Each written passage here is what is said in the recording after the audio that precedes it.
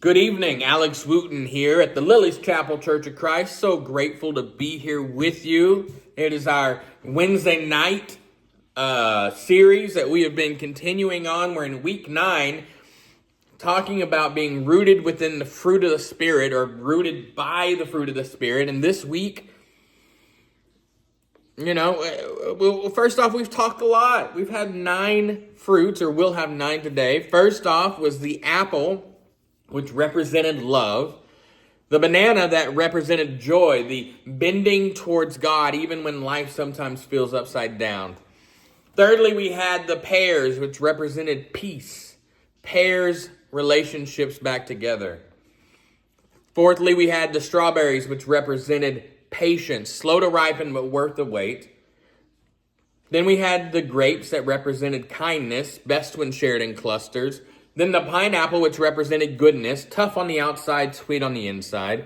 Last week, we had the blueberry, which represented faithfulness, small, steady, and always showing up again and again and again. And tonight, we come to the next fruit, and that is gentleness, or the peach. Peaches are soft, tender, sweet. They bruise incredibly easily, and that's kind of the point. Because gentleness is what happens when God softens your heart without weakening your spirit. When you pick up a peach, you can feel just how delicate it is in your hands. It doesn't take much pressure to push it, to bruise it. But inside of that, there is a solid pit, firm and centered, strong. To me, that is a perfect picture of Christian gentleness. Soft on the outside, caring, compassionate, but strong at your core. You see, gentleness isn't the absence of strength. It is strength under control. It's what happens when your spirit decides to take your power, your passion, and your personality and teaches you how to use them in ways that bring life instead of damage. Our world often confuses the idea of gentle with weak. We hear that word gentle. Oh, he's a gentle soul, and we think maybe he's timid or passive. But I personally, family, I don't think that that's how it works. I think gentleness isn't cowardice. It's courage that is wrapped up in compassion. I gotta say, personally, I think it takes far more strength to stay calm than it does to lash out. I think it takes far more power to hold your tongue than to just use it as a weapon. I feel that it takes more faith to trust in God when justice than to seek the revenge yourself.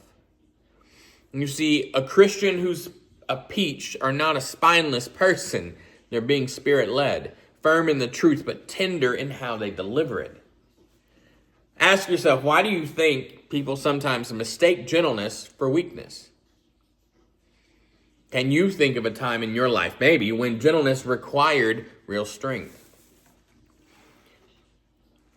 In John 8, the religious leaders at this time are already trying to catch Jesus doing the bad things. They want to get him out. They want to get rid of him.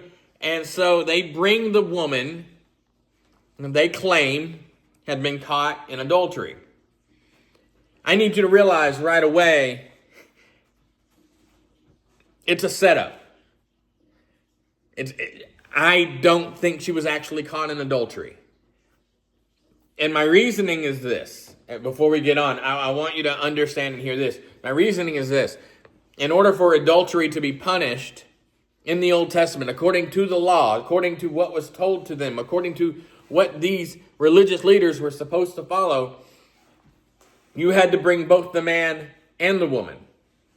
Not just one. With witnesses. You see, they're not looking for justice. They're just trying to trap Jesus. She doesn't matter. She is a pawn. And they shove her into the center of the crowd and say, Moses said to stone her. What do you say? And again, Moses said to stone them both.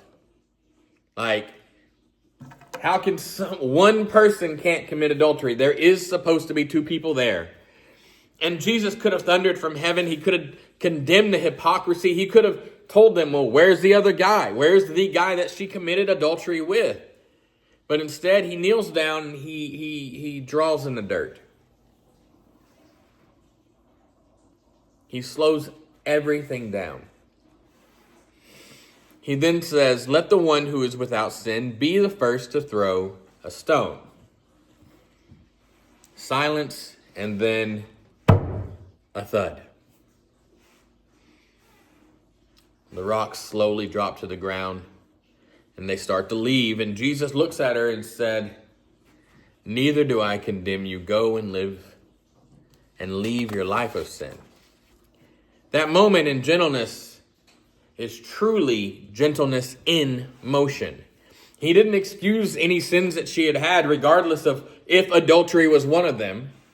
He invited her to find salvation and freedom. He didn't crush her. He covered her within his mercy, the same mercy that he gives to each and every one of us. That is the way of Jesus. Truth without harshness, correction without cruelty.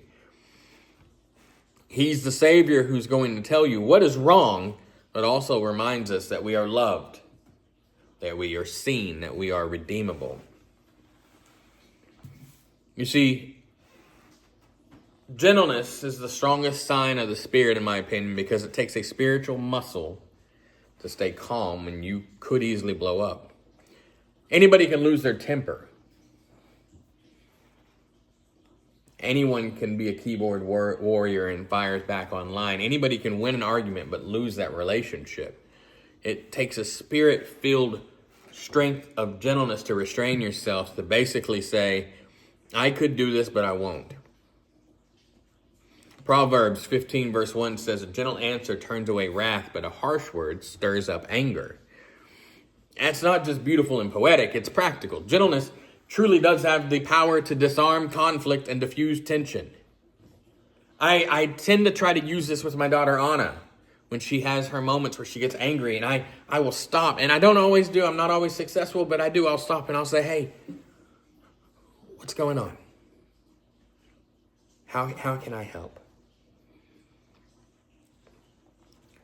We know people, all of us have met people whose calmness and gentleness could just soothe the room. That's the strength of gentleness. It wins battles by choosing peace. In 1 Thessalonians chapter 2, verse 7, Paul writes, we were gentle among you like a mother caring for her little child. Paul, a fiery preacher, the bold missionary, compares himself to a nurturing mother. He wasn't harsh to provide authority. He didn't dominate his followers. He loved them in growth.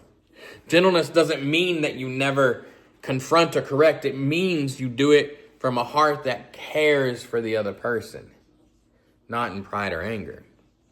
In leadership, in parenting, in marriage, in church life, gentleness communicates, I'm for and with you. I am not against you.